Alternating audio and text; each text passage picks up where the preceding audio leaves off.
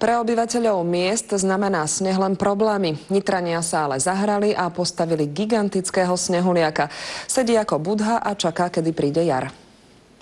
Trojmetrového snehuliaka postavili v Nitre zamestnanci istej firmy. Všade sneh robí problémy, tak sme si povedali, že prečo by nemohol priniesť aj trošku radosti. Do brigády zapojili bezdomovca, ktorý si chcel zarobiť. Dielo potom dokončil tento mladík. No, to treba urobiť obrovskú kopu snehu. Ja som to vlastne nahadzoval asi 5 hodín s lopatou. Najskôr urobil hlavu a potom ostatné časti sediacej postavy. To v podstate len zoberiete a dáte preč všetko, čo nie je snehuliek a potom je hotový. Podľa tvorcov snehuliaka sa ľuďom ich dielo páči. Sa pozriete von, auto zastaví, okienko sa stiahne, šofér urobí snímku a ide ďalej.